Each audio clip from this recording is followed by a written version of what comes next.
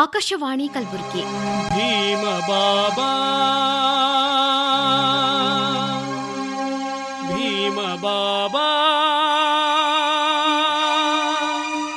ಭೀಮ ಬಾಬಾ. ಕಿರುನಾಟಕ ಮಹಾನಾಯಕ. ಭೀಮ ಬಾಬಾ ನಿಮಗೆ 108 ನುಡಿ ನಮನ, ನಿಮಗೆ 108 ನುಡಿ ನಮನ. ಭೀಮ ಬಾಬಾ ನಿಮಗೆ 108 ನುಡಿ ನಮನ. ರಚನೆ ಅರುಣ್ ಜೋಳದ ಕೂಡ್ಲಿಗಿ. ಕೇಳಿ ಕಿರುನಾಟಕ ಮಹಾನಾಯಕ.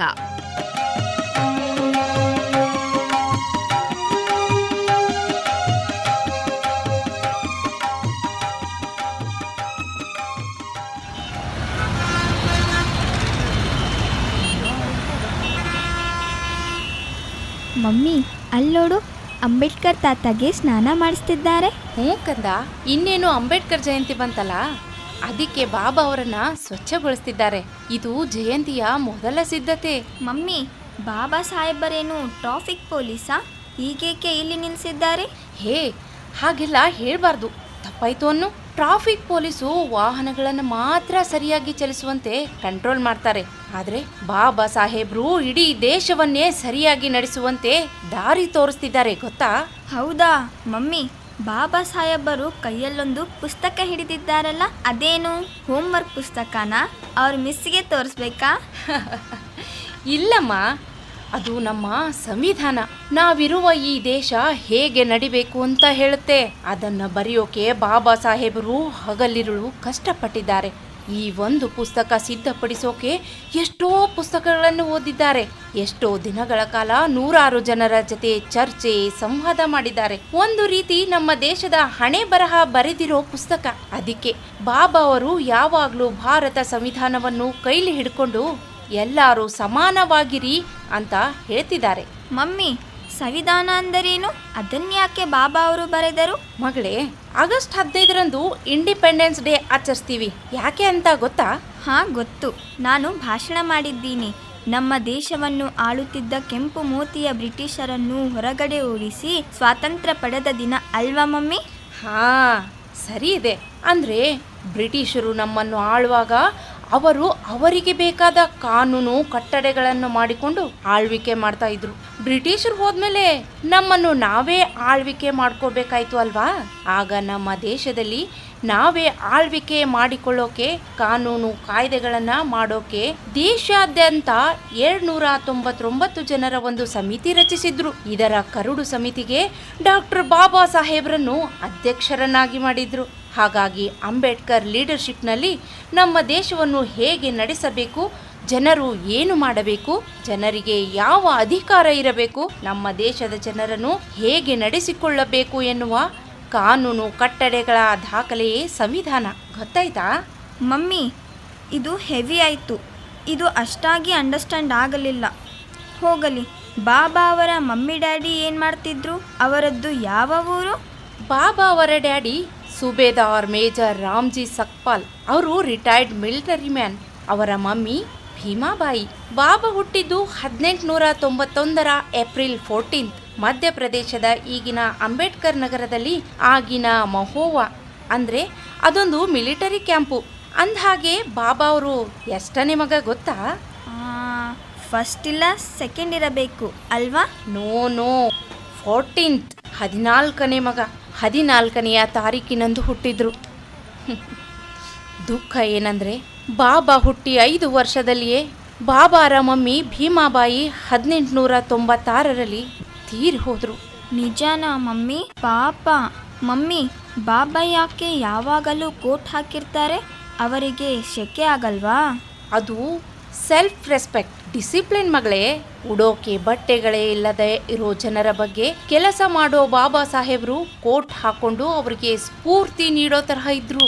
ಅವರನ್ನು ನೋಡಿದ ಅವರ ಅನುಯಾಯಿಗಳು, ನಾನು ಕೋಟ್ ಹಾಕೋಬೇಕಂದ್ರೆ ಆಫೀಸರ್ ಆಗಬೇಕು ಅಂದರೆ ಕಷ್ಟಪಟ್ಟು ಓದಬೇಕು, ಅಂದರೆ ಚೆನ್ನಾಗಿ ಓದಿ ಆಫೀಸರ್ ಆಗಿ ನಾನು ಬಾಬಾರಂತೆ ಕೋಟ್ ಹಾಕೋಬೇಕು ಅನ್ನೋ ಕನಸು ಕಾಣಲಿ ಅಂತ ಬಾಬಾ ಅವರು ಯಾವಾಗಲೂ ಕೋಟ್ ಹಾಕೊಂಡು ಟಿಪ್ ಟಾಪ್ ಆಗಿ ಸ್ಟ್ರಿಕ್ಟ್ ಆಫೀಸರ್ ಥರ ಕಾಣ್ತಾರೆ. ಓ ಹೌದಾ? ಹಾಗಿದ್ರೆ ನಾನು ಚೆನ್ನಾಗಿ ಓದಿ ಆಫೀಸರ್ ಆಗಿ ನಾನು ಬಾಬಾ ಸಾಹೇಬರಂತೆ ಕೋಟ್ ಹಾಕ್ಕೊಂಡು ಪುಸ್ತಕ ಹಿಡ್ಕೊಂಡು ನಿಲ್ತೀನಿ, ಹೆಂಗೆ? ಹಾ, ಅದು ಚಾಲೆಂಜ್ ಅಂದ್ರೆ. ನೀನು ನನ್ನ ಮುದ್ದು ಮಗಳು. ಮಮ್ಮಿ, ನಮ್ಮ ಟೆಕ್ಸ್ಟ್ ಬುಕ್ನಲ್ಲಿ ಭೀಮರಾವ್ ಅಂತಿದೆ, ಮತ್ತೆ ಅಂಬೇಡ್ಕರ್ ಅಂತ ಯಾವಾಗ ಹೆಸರು ಚೇಂಜ್ ಮಾಡಿಕೊಂಡ್ರು? ಓ ಅದಾ, ಅವರ ಮೊದಲ ಹೆಸರು ಭೀವ, ಆಮೇಲೆ ಭೀಮಾ ಅಂತ ಕರೆದ್ರು. ಅವರ ಫ್ಯಾಮಿಲಿ ನೇಮ್ ಅಂಬಾವಾಡೇಕರ್, ಯಾಕಂದ್ರೆ ಅವರ ತಂದೆಯ ಮೂಲ ಊರು ಮಹಾರಾಷ್ಟ್ರದ ಅಂಬಾವಾಡೆ. ಅಂಬಾವಾಡೆಯವರು ಅನ್ನೋ ಹಾಗೆ ಅಂಬಾವಾಡೇಕರ್ ಅನ್ನೋ ಥರ ಸರ್ನೇಮನ್ನೇ ಮುಂದೆ ಅಂಬೇಡ್ಕರ್ ಅಂತ ಇಟ್ಕೊಂಡ್ರು. ಕೆಲವರು ಅಂಬೇಡ್ಕರ್ ಅನ್ನೋ ಬ್ರಾಹ್ಮಣ ಶಿಕ್ಷಕ ಈ ಹೆಸರು ಇಟ್ಟದ್ದು ಅಂತ ಹೇಳ್ತಾರೆ. ಅದಕ್ಕೆಲ್ಲ ದಾಖಲೆಗಳಿಲ್ಲ, ಅದೆಲ್ಲ ಸುಳ್ಳು. ಮಮ್ಮಿ, ಬಾಬಾ ಸಾಹೇಬ್ರು ಮದ್ವೆ ಆಗಿದ್ರಾ? ಮಕ್ಕಳಿದ್ರಾ? ಹ್ಞೂ ಮಗಳೇ, ಅಂಬೇಡ್ಕರ್ 10ನೇ ತರಗತಿ ಪಾಸ್ ಆದಾಗಲೇ 1907ರಲ್ಲಿ ರಮಾಬಾಯಿ ಅವರನ್ನ ಮದ್ವೆ ಆದ್ರು. ಮುಂದೆ ಒಟ್ಟು 5 ಮಕ್ಕಳಾದ್ರು, 4 ಗಂಡು 1 ಹೆಣ್ಣು ಮಗು. ದುಃಖದ ಸಂಗತಿ ಅಂದ್ರೆ ಮೊದಲ ಮಗ ಯಶವಂತನನ್ನು ಬಿಟ್ಟು ಉಳಿದವರೆಲ್ಲ ತೀರ್ ಹೋದ್ರು ಕಂದ. ಮುಂದೆ 1935ರಲ್ಲಿ ರಮಾಬಾಯಿ ಅವರು ತೀರ್ ಹೋದ್ರು. ಅಯ್ಯೋ, ಎಂತ ಟ್ರಾಜಿಡಿ ಅಲ್ವಾ? ಮಮ್ಮಿ, ಬಾಬಾ ಅವರು ಎಷ್ಟು ಓದಿದ್ದಾರೆ? ಓ, ಬಾಬಾ ಅವರು ಬಹಳ ಓದಿದ್ದಾರೆ. ಓದೋಕೆ ಫಾರಿನ್ ಹೋಗಿದ್ರು ಗೊತ್ತಾ? ಬರೋಡಾದ ಸಯ್ಯಾಜಿರಾವ್ ಗಾಯಕ್ವಾಡ್ ಸ್ಕಾಲರ್ಶಿಪ್ ಕೊಡ್ತಾರೆ. ಇದರಿಂದಾಗಿ ಅಮೆರಿಕದ ಕೊಲಂಬಿಯಾ ವಿಶ್ವವಿದ್ಯಾಲಯಕ್ಕೆ ಹೋಗಿದ್ರು, ಇಂಗ್ಲೆಂಡ್ಗೂ ಹೋಗಿದ್ರು, ಜರ್ಮನಿಗೆ ಹೋಗಿದ್ರು. 8 ಪದವಿಗಳನ್ನು ಪಡ್ಕೊಂಡ್ರು. ನಿನಗೆ ಇದೆಲ್ಲ ಅರ್ಥ ಆಗಲ್ಲ, ನೀನು ದೊಡ್ಡೋಳಾದ್ಮೇಲೆ ಹೇಳ್ತೀನಿ ಬಿಡು. ಮಮ್ಮಿ, ನೀನು ಲೆಕ್ಚರ್ ಆಗಿದ್ದೀಯಾ, ಅಪ್ಪ ಲಾಯರ್ ಆಗಿದ್ದಾರಲ್ಲ, ಆ ಥರ ಬಾಬಾ ಅವರು ಯಾವ ಜಾಬ್ ಮಾಡ್ತಿದ್ರು? ಓ, ಅಂಬೇಡ್ಕರ್ ಅವರು ಏನ್ ಜಾಬ್ ಮಾಡ್ತಿದ್ರು ಅಂತ ಹೇಗೆ ಹೇಳೋದು? ಅವ್ರು ಮಾಡಿದ್ದು 1-2. ಲೆಕ್ಚರ್ ಆಗಿದ್ರು, ಲಾಯರ್ ಆಗಿದ್ರು, ಪತ್ರಕರ್ತರಾಗಿದ್ರು, ಪೊಲಿಟಿಷಿಯನ್ ಕೂಡ ಆಗಿದ್ರು, ಅನ್ಯಾಯದ ವಿರುದ್ಧ ಹೋರಾಡುವ ಹೋರಾಟಗಾರರಾಗಿದ್ರು, ಸಂಘಟಕರಾಗಿದ್ರು, ಕೊನೆಗೆ ಸಂವಿಧಾನ ರಚನಾ ಕರಡು ಸಮಿತಿ ಅಧ್ಯಕ್ಷರಾಗಿದ್ರು. ಹೀಗೆ ಕಾಲ ಕಾಲಕ್ಕೆ ಅಂಬೇಡ್ಕರ್ ಅವರು ಬೇರೆ ಬೇರೆ ಜಾಬ್ ಮಾಡಿದ್ದಾರೆ. ನಮ್ ತರ ಒಂದೇ ಜಾಬ್ ಮಾಡಿದವರಲ್ಲ ಬಾಬಾ ಅವರು. ಮಮ್ಮಿ, ಬಾಬಾ ಅವರಿಗೆ ಎಷ್ಟು ವಿಷಯ ಗೊತ್ತಿತ್ತು? ಅವರಿಗೆ ಎಷ್ಟು ಲ್ಯಾಂಗ್ವೇಜ್ ಬರ್ತಾ ಇದ್ವು? ಮಗಳೇ, ನಿನ್ ಎಲ್ಲಾ ಪ್ರಶ್ನೆಗಳಿಗೆ ನನ್ನಿಂದ ಉತ್ತರ ಹೇಳಕ್ಕಾಗಲ್ಲ. ನಾನು ಅಂಬೇಡ್ಕರ್ ಅವರ ಬಗ್ಗೆ ಅಷ್ಟೊಂದು ಓದಿಕೊಂಡಿಲ್ಲ. ಮನೆಗೆ ಹೋದ್ಮೇಲೆ ಪಪ್ಪನನ್ನು ಕೆಲವು ಪ್ರಶ್ನೆ ಕೇಳು. ಈ ಪ್ರಶ್ನೆಗೆ ನನಗೆ ಗೊತ್ತಿದ್ದಷ್ಟು ಹೇಳ್ತೀನಿ. ಅಂಬೇಡ್ಕರ್ ಒಬ್ಬ ಹಿಸ್ಟೋರಿಯನ್. ಬ್ರಿಟಿಷ್ ಆಡಳಿತದ ಹಿಸ್ಟ್ರಿ ಬರೆದ್ರು, ಶೂದ್ರರ ಚರಿತ್ರೆ ಬರೆದ್ರು. ಆಮೇಲೆ ಅವರು ಎಕನಾಮಿಸ್ಟ್. ಭಾರತದ ಹಣಕಾಸಿನ ಸಮಸ್ಯೆ ಬಗ್ಗೆ ಪ್ರಾಬ್ಲಮ್ ಆಫ್ ದ ರುಪಿ ಅಂತ ಪುಸ್ತಕ ಬರೆದ್ರು. ಇದನ್ನ ಆಧರಿಸಿ ರಿಸರ್ವ್ ಬ್ಯಾಂಕ್ ಸ್ಥಾಪನೆ ಕೂಡ ಆಯ್ತು. ಅವರೊಬ್ಬ ಜರ್ನಲಿಸ್ಟ್, ಮೂಕ ನಾಯಕ. ಬಹಿಷ್ಕೃತ ಭಾರತ, ಸಮತಾ, ಜನತಾ, ಪ್ರಬುದ್ಧ ಭಾರತ ಅಂತ ಪತ್ರಿಕೆ ತಂದ್ರು. ಅವರೊಬ್ಬ ಲಿಂಗ್ವಿಸ್ಟ್, ಭಾಷಾ ತಜ್ಞರು. ಅವರೊಬ್ಬ ಕಾನೂನು ತಜ್ಞರು. ಭಾರತದ ಸಂವಿಧಾನವನ್ನೇ ಬರೆದ್ರು. ಮುಖ್ಯವಾಗಿ ಅವರೊಬ್ಬ ಶಿಕ್ಷಣ ತಜ್ಞರು. ಶಿಕ್ಷಣ ಸಂಸ್ಥೆ ತೆರೆದು ಎಜುಕೇಶನ್ ಕೊಟ್ರು. ಆಳವಾದ ರಾಜಕೀಯ ಜ್ಞಾನವಿದ್ದ ರಾಜ್ಯಶಾಸ್ತ್ರಜ್ಞರು. ಪೊಲಿಟಿಷಿಯನ್ ಕೂಡ. ಸ್ವಂತ ರಾಜಕೀಯ ಪಾರ್ಟಿ ಕಟ್ಟಿದ್ರು. ಅದೀಮ ಬುಡಕಟ್ಟು ಸಮುದಾಯಗಳ ಬಗ್ಗೆ ವಿದ್ವತ್ತಿದ್ದ ಮಾನವ ಶಾಸ್ತ್ರಜ್ಞರು. ಭೂಮಿಯ ಆಳದಲ್ಲಿ ಅದಿರುಗಳ ಬಗ್ಗೆ ಜ್ಞಾನವಿದ್ದ ಭೂಗೋಳ ತಜ್ಞರು. ಧರ್ಮ, ದೇವರುಗಳ ಬಗ್ಗೆ ಆಳವಾಗಿ ತಿಳಿದಿದ್ದ ಥಿಯಾಲಜಿಸ್ಟ್. ಹೀಗೆ ಅವರು ತಿಳಿದ ವಿಷಯಗಳದ್ದು ಒಂದು ದೊಡ್ಡ ಪಟ್ಟಿಯೇ ಇದೆ. ಸಂಶೋಧಕರು 64 ವಿಷಯಗಳಲ್ಲಿ ಅಂಬೇಡ್ಕರ್ ಪರಿಣಿತಿ ಹೊಂದಿದ್ರು ಅಂತ ಹೇಳ್ತಾರೆ. ಇನ್ನು ಅವರಿಗೆ English, Marathi, Sanskrit, Pali, Hindi, Gujarati, Persian, Bengali, Germany, French ಕೂಡ ಗೊತ್ತಿತ್ತು. ಒಟ್ಟಾರೆ 9ಕ್ಕಿಂತ ಹೆಚ್ಚು ಭಾಷೆಗಳು ಬರ್ತಾ ಇದ್ವು.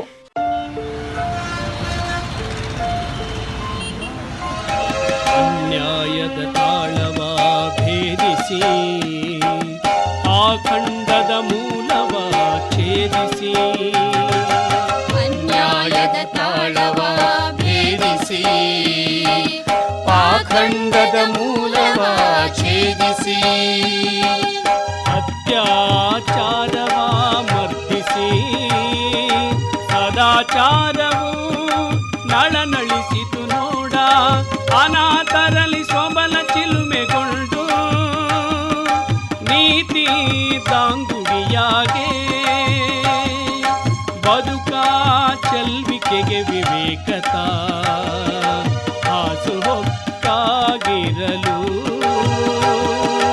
ಕರುಣಾಳು ಬೆಳಕಾದಿರಿ ನೀವು, ಕರುಣಾಳು ಬೆಳಕಾದಿರಿ ನೀವು. ಭೀಮ ಬಾಬಾ ನಿಮಗೆ 108 ನುಡಿ ನಮನ, ನಿಮಗೆ 108 ನುಡಿ ನಮನ. ಭೀಮ ಬಾಬಾ ನಿಮಗೆ 108 ನುಡಿ ನಮನ, ನಿಮಗೆ 108 ನುಡಿ ನಮನ. ತಾಯಿ ಮಗಳು ಏನೋ ಬಹಳ ಗಂಭೀರವಾದ ಚರ್ಚೆ ಮಾಡ್ತಿದ್ದಂಗಿದೆ. ಏನೋ ಚರ್ಚೆ ಮಾಡ್ತಿರೋದು, ನನಗೂ ಸ್ವಲ್ಪ ಹೇಳಬಾರ್ದಾ? ರೀ, ನಿಮ್ಮ ಮಗಳು ಅಂಬೇಡ್ಕರ್ ಸರ್ಕಲ್ನಲ್ಲಿ ಬಾಬಾರನ್ನು ಜಯಂತಿಗಾಗಿ ಸ್ವಚ್ಛ ಮಾಡೋದನ್ನ ನೋಡಿ ಮನೆ ಮುಟ್ಟೋ ಹೊತ್ತಿಗೆ 100 ಪ್ರಶ್ನೆ ಕೇಳಿದಾಳೆ. ನನಗೆ ಗೊತ್ತಿದ್ದಷ್ಟು ಹೇಳಿದೀನಿ, ಇನ್ನು ಏನೇನು ಪ್ರಶ್ನೆಗಳಿವೆ ಅವಳಿಗೆ. ನೀವೇ ಹೇಳಿ. ಓಹೋ, ಇದಾ ವಿಷಯ ಮಗಳೇ. ಪ್ರಶ್ನೆಗಳು ಉಳಿದವ ಅಥವಾ ಮುಗಿದ್ವಾ? ಓ, ಮುಗಿದಿಲ್ಲ ಡ್ಯಾಡಿ, ಇನ್ನೂ ಇವೆ. ಡ್ಯಾಡಿ, ಬಾಬಾರ ಜೊತೆ ಯಾವಾಗಲೂ ಬುದ್ಧನ ಮೂರ್ತಿ ಇರುತ್ತಲ್ಲ, ಯಾಕೆ? ಬಾಬರಿಗೆ ಬುದ್ಧ ಅಂದ್ರೆ ಅಷ್ಟು ಇಷ್ಟನಾ? ಮಗಳೇ, ಅದೊಂದು ದೊಡ್ಡ ಕತೆ. ಚೂರುಪಾರು ಹೇಳೋದು ಕಷ್ಟ. ಅಂಬೇಡ್ಕರ್ ಅವರು ಹಿಂದೂ ಧರ್ಮ ಬಿಟ್ಟು ಬೌದ್ಧ ಧರ್ಮ ಸೇರಿದ್ರು. ಅಂಬೇಡ್ಕರ್ 1907ರಲ್ಲಿ 10ನೇ ತರಗತಿ ಪಾಸಾದಾಗ ಸನ್ಮಾನ ಮಾಡಿ ದಾದಾ ಕೆಲ್ಸ್ಕರ್ ಅವರು ಬರೆದಿದ್ದ ಬುದ್ಧನ ಪುಸ್ತಕ ಕೊಟ್ಟಿದ್ರು. ಆಗ ಬುದ್ಧನ ಪ್ರಭಾವಕ್ಕೆ ಒಳಗಾದವರು ಕೊನೆಗೆ ಬುದ್ಧನ ಧಮ್ಮ ಸ್ವೀಕರಿಸುವ ತನಕ ಬುದ್ಧನ ಬಗ್ಗೆ ಬಾಬರಿಗೆ ಬಹಳ ಪ್ರೀತಿ ಮಗಳೇ. ರೀ, ನಮ್ಮ ಬಾಬಾ ಸಾಹೇಬ್ರು ಹಿಂದೂ ಧರ್ಮ ಏಕೆ ಬಿಟ್ರು? ಎಷ್ಟೊಂದು ಧರ್ಮಗಳಿರುವಾಗ ಬೌದ್ಧ ಧರ್ಮವನ್ನೇ ಯಾಕೆ ಆಯ್ಕೆ ಮಾಡಿಕೊಂಡ್ರು? ಇದ್ರ ಬಗ್ಗೆ ಗೊತ್ತಿಲ್ಲ, ನನಗೂ ಚೂರ ತಿಳಿಸ್ರಿ. ಮಗಳಿಗೆ ಮಾತ್ರ ಪ್ರಶ್ನೆಗಳಿಲ್ಲ, ಮಡದಿಗೂ ಪ್ರಶ್ನೆಗಳಿವೆ ಅಂದಂಗಾಯ್ತು. ಆಗಲಿ, ಇಬ್ರಿಗೂ ಅರ್ಥ ಆಗೋ ಥರ ಹೇಳೋಕೆ ಟ್ರೈ ಮಾಡ್ತೀನಿ. ಹಿಂದೂ ಧರ್ಮ ಬ್ರಾಹ್ಮಣ, ಕ್ಷತ್ರಿಯ, ವೈಶ್ಯ, ಶೂದ್ರ ಅನ್ನೋ 4 ವರ್ಣಗಳ ಆಧಾರದ ಮೇಲೆ ಸಮಾಜವನ್ನು ವಿಭಾಗ ಮಾಡಿತ್ತು. ಒಬ್ಬರು ಶ್ರೇಷ್ಠ, ಮತ್ತೊಬ್ಬರು ಕನಿಷ್ಠ ಅಂತ ಭೇದ ಭಾವ ಮಾಡುತ್ತೆ. ಶೂದ್ರರನ್ನು ಮೇಲಿನವರು ಮುಟ್ಟುವಂತಿರಲಿಲ್ಲ, ಹಾಗಾಗಿ ಅವರನ್ನು ಅಸ್ಪೃಶ್ಯರು ಅಂತ ಕರೀತಿದ್ರು. ಬಾಬಾ ಸಾಹೇಬರು ಕೂಡ ಅಂತಹ ಮುಟ್ಟಿಸಿಕೊಳ್ಳದ ಅಸ್ಪೃಶ್ಯ ಸಮುದಾಯದಲ್ಲಿ ಹುಟ್ಟಿದರು. ಓದುವಾಗ ಈ ತರಹದ ಶೋಷಣೆ ಸ್ವತಃ ಅನುಭವಿಸಿದರು. ಹೀಗೆ ಮನುಷ್ಯರನ್ನು ಮನುಷ್ಯರಂತೆ ಕಾಣದ ಧರ್ಮದಲ್ಲಿ ನಾನು ಇರೋದಿಲ್ಲ ಅಂತ 1935 ಅಕ್ಟೋಬರ್ 13ರಂದು ಯಹೋಲಾ ಎನ್ನುವಲ್ಲಿ ನಾನು ಹಿಂದುವಾಗಿ ಹುಟ್ಟಿದ್ದೇನೆ, ಆದರೆ ಹಿಂದುವಾಗಿ ಸಾಯುವುದಿಲ್ಲ ಅಂತ ಘೋಷಣೆ ಮಾಡಿದರು. ನಂತರ ಬೇರೆ ಯಾವ ಧರ್ಮಕ್ಕೆ ಹೋಗಬೇಕು ಅಂತ ಎಲ್ಲ ಧರ್ಮಗಳನ್ನು ಆಳವಾಗಿ ಅಧ್ಯಯನ ಮಾಡಿದರು. ಕರ್ನಾಟಕದ ಲಿಂಗಾಯತ ಧರ್ಮವನ್ನು ಅಧ್ಯಯನ ಮಾಡಿದರು. ಬಸವಣ್ಣನ ಬಗ್ಗೆಯೂ ತಿಳಿದುಕೊಂಡಿದ್ದರು. ಅದರಲ್ಲಿ ವಿಜ್ಞಾನದ ಸೂತ್ರದ ಮೇಲೆ ನಿಂತಿರುವ ಊಹೆ, ಮೂಢನಂಬಿಕೆ, ಅಜ್ಞಾನ, ದೇವರು, ಪುನರ್ಜನ್ಮ ಇಲ್ಲದ ಸಮಾನತೆ, ಸ್ವಾತಂತ್ರ್ಯ, ಸಹೋದರತ್ವ, ವೈಜ್ಞಾನಿಕ ವಿಚಾರಧಾರೆ ಇರುವ ಬುದ್ಧನ ವಿಚಾರಗಳಿಗೆ ಮನಸೋತರು. ಸತ್ಯದ ಆಧಾರದಲ್ಲಿ ಮಾನವೀಯತೆ, ಕರುಣೆ, ಪ್ರಜ್ಞೆಯ ಮಹತ್ವ ನೀಡಿದ ಬುದ್ಧನು ಹೇಳಿದ ತತ್ವಗಳ ಆಧಾರದಲ್ಲಿ ಕಟ್ಟಿದ ಬುದ್ಧ ಧರ್ಮವನ್ನು ಆಯ್ಕೆ ಮಾಡಿಕೊಂಡರು. ಪ್ರಶ್ನಿಸದೆ ಏನನ್ನು ಒಪ್ಕೋಬೇಡ, ಎಲ್ಲವನ್ನು ಪರೀಕ್ಷಿಸು ಅಂತ ಹೇಳಿದ ಕಾರಣಕ್ಕೆ ವಿಶ್ವವಿದ್ಯಾಲಯಕ್ಕೆ ಹೋಗಿದ್ರು, ಇಂಗ್ಲೆಂಡಿಗೆ ಹೋಗಿದ್ರು, ಜರ್ಮನಿಗೆ ಹೋಗಿದ್ರು, 8 ಪದವಿಗಳನ್ನು ಪಡ್ಕೊಂಡ್ರು. ಬಾಬಾ ಅವರು ಬೌದ್ಧ ಧರ್ಮವನ್ನು 1950 ಅಕ್ಟೋಬರ್ 14ರಂದು ಲಕ್ಷಾಂತರ ಜನರ ಅನುಯಾಯಿಗಳೊಂದಿಗೆ ಬೌದ್ಧ ಧರ್ಮ ಸ್ವೀಕರಿಸಿದರು. ಹೀಗೆ ಅಂಬೇಡ್ಕರ್ ಸ್ವೀಕರಿಸಿದ ಬೌದ್ಧ ಧರ್ಮದ ಮಾರ್ಗವನ್ನು ನವಯಾನ ಎಂದು ಕರೆದರು. ರೀ, ನನಗೊಂದು ಆಶ್ಚರ್ಯ. ಅಲ್ರಿ, ನಾವು ಭಾರತೀಯರು ಅಂಬೇಡ್ಕರ್ ನಮಗೆ ಸಂವಿಧಾನ ಬರೆದು ಕೊಟ್ರು ಅಂತ ಗೌರವಿಸ್ತೀವಿ. ಆದ್ರೆ ಈಗ ನೋಡಿದ್ರೆ ಅಮೆರಿಕಾ, ಕೆನಡಾ, ಯುನೆಸ್ಕೋ ಒಳಗೊಂಡಂತೆ 130ಕ್ಕಿಂತ ಹೆಚ್ಚಿನ ದೇಶಗಳಲ್ಲಿ ಅಂಬೇಡ್ಕರ್ ಜಯಂತಿ ಮಾಡ್ತಾರೆ ಅಂತ ಪೇಪರಲ್ಲಿ ಓದಿದೆ. ನಾವು ಬಾಬಾ ಸಾಹೇಬ್ರು ನಮ್ಮವರು ಅಂತ ಅವರ ಬಗ್ಗೆ ಮಾತಾಡ್ತೀವಿ, ಗೌರವ ಕೊಡ್ತೀವಿ, ಸರಿ. ಆದ್ರೆ ಬೇರೆ ದೇಶದವರು ಯಾಕೆ ಅವರನ್ನ ಗೌರವಿಸ್ತಾರೆ? ಓ, ಇದು ಬಹಳ ಕಷ್ಟದ ಪ್ರಶ್ನೆ. ನನಗೂ ಉತ್ತರ ಹೇಳೋಕೆ ಕಷ್ಟ, ಆದರೂ ನನಗೆ ಗೊತ್ತಿರುವಷ್ಟು ಹೇಳ್ತೀನಿ. ಅಂಬೇಡ್ಕರ್ ಅಮೆರಿಕದ ನ್ಯೂಯಾರ್ಕ್ ಸಿಟಿಯ ಕೊಲಂಬಿಯಾ ಯೂನಿವರ್ಸಿಟಿಯ ಪೊಲಿಟಿಕಲ್ ಸೈನ್ಸ್ ವಿಭಾಗದಲ್ಲಿ ರಾಜ್ಯಶಾಸ್ತ್ರದಲ್ಲಿ MA ಮಾಡಿ ಅಲ್ಲಿಯೇ ಎಡ್ವಿನ್ ಸೆಲಿಗ್ಮನ್ ಅವರ ಮಾರ್ಗದರ್ಶನದಲ್ಲಿ PhD ಮಾಡಿದರು. ಮುಂದೆ London school of economics and political science ವಿಭಾಗದಲ್ಲಿ 2ನೇ MAಗೆ ದಾಖಲಾದರು. ಹೀಗೆ ಅಂಬೇಡ್ಕರ್ ಓದುವಾಗಲೇ ಅಂತಾರಾಷ್ಟ್ರೀಯ ಮಟ್ಟದ ವಿದ್ವಾಂಸರುಗಳ ಒಡನಾಟಕ್ಕೆ ಬಂದರು. ಬ್ರಿಟಿಷರ ಜೊತೆ ಇಂಡಿಯಾದ ಸಮಸ್ಯೆಗಳ ಬಗ್ಗೆ ನೇರವಾಗಿ ಪತ್ರ ವ್ಯವಹಾರ ಮಾಡುವಷ್ಟು ಆಗಲೇ ಪ್ರಸಿದ್ಧರಾಗಿದ್ದವರು. ಆ ನಂತರ ಅಂಬೇಡ್ಕರ್ ಬರೆದದ್ದು ಮೊದಲು ಇಂಗ್ಲಿಷ್ನಲ್ಲಿ. ಹಾಗಾಗಿ ಭಾರತವನ್ನು ಅರ್ಥ ಮಾಡಿಕೊಳ್ಳಲು ಅಂಬೇಡ್ಕರ್ ಬರಹಗಳನ್ನು ಜಾಗತಿಕ ವಿದ್ವತ್ ವಲಯ ಅಧ್ಯಯನ ಮಾಡೋಕ್ಕೆ ಶುರುವಾಯಿತು. ಮತ್ತೆ ಈಗ ಯಾಕೆ ಅಂಬೇಡ್ಕರ್ ಅವರನ್ನು ಜಗತ್ತು ಆರಾಧಿಸುತ್ತೆ ಅಂತಂದರೆ, ಅಂಬೇಡ್ಕರ್ ಅವರ ಚಿಂತನೆ ಕೇವಲ ಭಾರತದ ದಲಿತ ಅಸ್ಪೃಶ್ಯರಿಗೆ ಮಾತ್ರ ಅನ್ವಯ ಆಗಲ್ಲ. ಜಗತ್ತಿನಲ್ಲಿ ಯಾರು ಯಾರು ಶೋಷಣೆಗೆ ಒಳಗಾಗಿದ್ದಾರೋ ಅವರೆಲ್ಲರಿಗೂ ಅನ್ವಯವಾಗುತ್ತೆ. ಹಾಗಾಗಿ ಜಗತ್ತಿನಾದ್ಯಂತ ದಮನಕ್ಕೆ ಒಳಗಾದ ಎಲ್ಲ ಸಮುದಾಯಗಳು ಅಂಬೇಡ್ಕರ್ ಅವರನ್ನು ಅಧ್ಯಯನ ಮಾಡೋಕ್ಕೆ ಶುರು ಮಾಡಿದ್ದಾರೆ. ಈಗಂತೂ ಅಂಬೇಡ್ಕರ್ ಬಗ್ಗೆ ಭಾರತಕ್ಕಿಂತ ಬೇರೆ ದೇಶದ ವಿದ್ವಾಂಸರೇ ಹೆಚ್ಚು ಅಧ್ಯಯನ ಮಾಡುತ್ತಿದ್ದಾರೆ. ಆಕ್ಸ್ಫರ್ಡ್ ಯೂನಿವರ್ಸಿಟಿಯ ಅಂಬೇಡ್ಕರ್ ಬರಹಗಳನ್ನು ಜಗತ್ತಿನ ಚಿಂತಕರ ಜೊತೆ ಹೋಲಿಸಿ ಬರೆಸಿದ ಬರಹಗಳನ್ನು 5 ಸಂಪುಟಗಳನ್ನು ಪ್ರಕಟಿಸಿದೆ. ನಮ್ಮ ದೇಶದ ಸಂವಿಧಾನ ರಚನೆ ಆದ ನಂತರ ಜಗತ್ತಿನ ಬೇರೆ ಯಾವ ಯಾವ ದೇಶಗಳ ಸಂವಿಧಾನ ರಚನೆ ಮಾಡಿದಾರೋ ಅವರೆಲ್ಲರೂ ಭಾರತದ ಸಂವಿಧಾನವನ್ನು ಮಾದರಿಯಾಗಿಟ್ಟುಕೊಳ್ಳುತ್ತಿದ್ದಾರೆ. ಉದಾಹರಣೆಗೆ ದಕ್ಷಿಣ ಆಫ್ರಿಕಾ ಸ್ವತಂತ್ರ ಹೋರಾಟಗಾರ ನೆಲ್ಸನ್ ಮಂಡೇಲಾ ಅವರು, ನಾವು ಸೌತ್ ಆಫ್ರಿಕಾದ ಸಂವಿಧಾನವನ್ನು ರಚಿಸುವಾಗ ಭಾರತದ ಹೆಮ್ಮೆಯ ಪುತ್ರ ಡಾಕ್ಟರ್ ಅಂಬೇಡ್ಕರ್ ಅವರ ಸಂವಿಧಾನವನ್ನು ಹೆಚ್ಚು ಆಧರಿಸಿ ಕೆಲವು ಬದಲಾವಣೆಗಳನ್ನು ಮಾಡಿಕೊಂಡಿದ್ದೇವೆ. ನಮ್ಮ ಸಂವಿಧಾನ ರಚನೆಯ ಶ್ರೇಯಸ್ಸು ಡಾಕ್ಟರ್ ಅಂಬೇಡ್ಕರ್ ಅವರಿಗೆ ಸಲ್ಲುತ್ತದೆ ಎನ್ನುತ್ತಾರೆ. ಇವತ್ತು ಅಂಬೇಡ್ಕರ್ ಅವರ ಬಗ್ಗೆ ತುಂಬ ಮಾಹಿತಿಗಳನ್ನು ತಿಳಿಸಿದ್ದೀರಿ. ಬನ್ನಿ, ಅಡುಗೆ ಮಾಡ್ತೀನಿ, ಊಟ ಮಾಡೋಣ. ಮಮ್ಮಿ, ನಾನಂತೂ ಬಾಬಾ ಸಾಹೇಬರ ಬಗ್ಗೆ ಈ ದಿನ ಬಹಳ ಅಂದರೆ ಬಹಳ ವಿಷಯ ತಿಳ್ಕೊಂಡೆ. ನಾಳೆ ಬಾಬಾ ಸಾಹೇಬ್ರ ಬಗ್ಗೆ ಟೆಸ್ಟ್ ಇಟ್ಟರೆ out of out guarantee. Mummy, ಹಾಂ, ಒಂದು ಸಲ ಜೈ ಭೀಮ್ ಅಂತ ಹೇಳನ್ವಾ? ಜೈ ಭೀಮ್, ಜೈ ಭೀಮ್. ಇಚ್ಛಾ ಧರ್ಮ ಕಣ್ಣು ಕಟ್ಟಿ ಸಮತ ಕಳೆದು ಸೌಹಾರ್ದ ಬರಸಿ ಕರಾಳ ಸುರಿಸಿ ಮುಗಿಲೇಳುತ್ತ ತಾನೇ ಸತ್ಯವೆಲ್ದಿತು ನೋಡ, ಮುಟ್ಟು ತಟ್ಟು ಗೋಡೆಯಾಗೆ ಸಾಮರ್ಥ್ಯ ನರಳಿ ನರಳಿ ನಲುಗೆ ಬಿಜ್ಜೆ ತುಂಬಿ ಗೋಡೆ ಒಡೆದು ಎಲ್ಲರೊಂದಗೊಳಿಸಿ ಸ್ಪರ್ಶರಾದಿರಿ ನೀವು, ಎಲ್ಲರೊಂದಗೊಳಿಸಿ ಸ್ಪರ್ಶರಾದಿರಿ.